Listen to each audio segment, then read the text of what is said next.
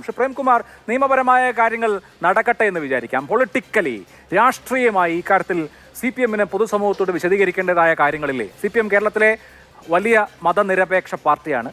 ആ പാർട്ടിയുടെ അണികളുടെ ഭാഗത്തു നിന്നാണ് ഇങ്ങനെ ചില കാര്യങ്ങൾ ഉണ്ടായിട്ടുള്ളത്. ഇവിടെ കാസിം സൂചിപ്പിച്ചതുപോലെ വടകരയിൽ വർഗീയതയ്ക്കെതിരെ മഹാസമ്മേളനം നടത്താൻ ഒരുമ്പിട്ടിറങ്ങിയ അതിന്റെ മുഖ്യ സംഘാടകനായ DYFIയുടെ വടകര ബ്ലോക്കിലെ ഏറ്റവും പ്രധാനപ്പെട്ട ഭാരവാഹിയാണ് ഇതിന് തിരികൊളുത്തിയതെന്ന് പോലീസ് തന്നെ പറയുമ്പോൾ വലിയ ഉത്തരവാദിത്വം ആ പാർട്ടിയെ സംബന്ധിച്ചില്ലേ? ആ പാർട്ടിയുടെ MLA ആയിരുന്ന ആ മേഖലയിലെ പ്രധാനപ്പെട്ട നേതാവായ KK ലതികയാണ് ഇത് ഷെയർ ചെയ്ത ആളുകളിൽ ഒരാൾ. അവർ അത് പിൻവലിച്ച് ഏതെങ്കിലും ഖേദപ്രകടനം നടത്തിയിട്ടുമില്ല. അങ്ങനെ ഇരിക്കെ ഞങ്ങളുടെ ഭാഗത്തു നിന്ന് ചെയ്യാൻ പാടില്ലാത്തത് ചെയ്തു പോയി. മതനിരപേക്ഷ സമൂഹത്തിന് ഞങ്ങൾ ഉറപ്പു തരുന്നു, ഇനി ഇതുപോലെയുള്ള കാര്യങ്ങൾ ഉണ്ടാകില്ല എന്ന് രാഷ്ട്രീയമായി കേരളത്തോട് പറയേണ്ട ബാധ്യത ആ പാർട്ടിക്കുണ്ടെന്ന് താങ്കൾ വിചാരിക്കുന്നുണ്ടോ?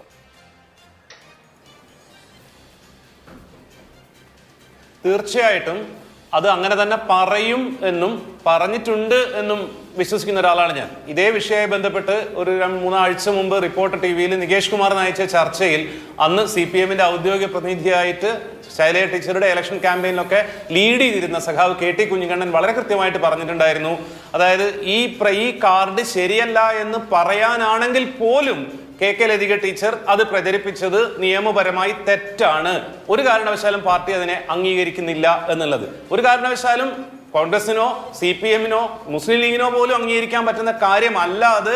അത് പൊളിറ്റിക്കലി ഓൺ ചെയ്യില്ല, ഡിസോൺ ചെയ്യുകയും കറക്റ്റ് ചെയ്യുകയും ചെയ്യുമെന്ന് തന്നെ ഞാൻ വിശ്വസിക്കുന്നു. കാരണം എന്താണെന്ന് വെച്ചാൽ നിങ്ങൾ വേറെ ഒരു ലാർജർ കോണ്ടെക്സ്റ്റിൽ നോക്കൂ.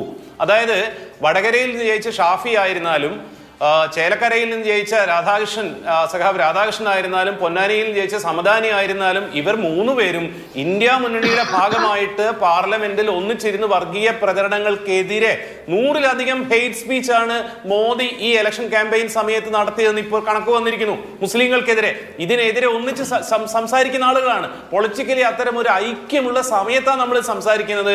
പക്ഷെ അതിനിടയിൽ ഇങ്ങനെയുള്ള ആളുകൾ ഇത്തരത്തിലുള്ള വളരെ കുൽസിതമായിട്ടുള്ള കാര്യങ്ങൾ ചെയ്തിട്ടുണ്ട്. അത് തെളിഞ്ഞു വരുന്നു.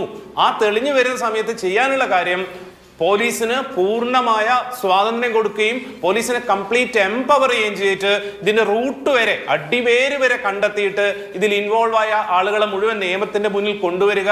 കോൺഗ്രസ് ആയിരുന്നാലും CPM ആയിരുന്നാലും ലീഗ് ആയിരുന്നാലും പരസ്പര ആരോപണം ഉന്നയിക്കുന്ന കോണ്ടെക്സ്റ്റ് നിർത്തിയിട്ട് ഈ വിഷവിത്തുകൾ ഏത് പാർട്ടിയിലതായിരുന്നാലും അവരെ ഡിസോൺ ചെയ്യേണ്ടതിന്റെ ഉത്തരവാദിത്തം ഏറ്റെടുക്കുക എന്നുള്ളതാണ് ഇടതുപക്ഷം ചെയ്യേണ്ടത്. വിശിഷ്യ CPM ചെയ്യേണ്ടത് ഈ ആളുകളെ പൊളിറ്റിസൈസ് ചെയ്യുക എന്നുള്ളതാണ്, രാഷ്ട്രീയവൽക്കരിക്കുക എന്നുള്ളതാണ് ചെയ്യേണ്ടത്. ഇവിടെ അഫ്സൽ പറയുന്നത് പോലെ ഇടതുപക്ഷത്തിന് ഇതിന്റെ ആവശ്യമില്ല, ചെയ്യില്ല എന്ന് പറയൽ മാത്രമല്ല, അത് താഴേക്കിടയിലെ പ്രവർത്തകർ പോലും അത് ക്യാരി ഔട്ട് ചെയ്യുന്ന കോൺടെസ്റ്റിലേക്ക് കൊണ്ടെത്തിക്കേണ്ടതുണ്ട്. പിന്നെ ഒറ്റ കാര്യം കൂടെ, ശൈലജ ടീച്ചർ ഇന്ന് രാവിലെ പറഞ്ഞതുപോലെ ഇത്തരത്തിലുള്ള ഫേക്ക് പോസ്റ്റേഴ്സ് ഇഷ്ടം പോലെ അതിന് മുമ്പ് വന്നിട്ടുണ്ടായിരുന്നു, വീഡിയോസും എല്ലാം. അതുകൊണ്ട് സ്വാഭാവികമായിട്ടും കാണുന്ന ആളുകൾ അതേ കാറ്റഗറിയിലുള്ളതാണെന്ന് വിചാരിച്ചു. പക്ഷേ എങ്കിൽ പോലും ഇതിന്റെ അകത്തെ ഭാഷയും ഈ പറയലും അതിലൊരു വ്യാജം, ഒരു ഫേക്ക് സ്വഭാവം ഉണ്ട് എന്ന് അറിഞ്ഞതുകൊണ്ട് വളരെ കൂടുതൽ സ്റ്റേറ്റ് വൈഡ് ആയിട്ടൊന്നും ഇത് സർക്കുലേറ്റ് ചെയ്യപ്പെട്ടിട്ടില്ല. മഹാഭാഗ്യത്തിന് ഇത് ഭയങ്കരമായ കുഴപ്പവും ഉണ്ടാക്കിയിട്ടില്ല. അതായത് നാദാപുരത്തിന്റെയും വടകരയുടെയും ഒരു മൈൻഡ് സെറ്റ് അനുസരിച്ച് ഇതിനും വലിയ കുഴപ്പം ഉണ്ടാവേണ്ടതായിരുന്നു. അതിൽ നമ്മൾ ആശ്വസിക്കുന്നു. ഇത് കറക്റ്റ് ചെയ്യേണ്ടതാണ്. ഏറ്റവും പ്രധാനപ്പെട്ട ഇനീഷ്യേറ്റീവ് എടുക്കേണ്ടത് CPM ആണ്. അത് ചെയ്യുമെന്ന് തന്നെ ഞാൻ വിചാരിക്കുന്നു.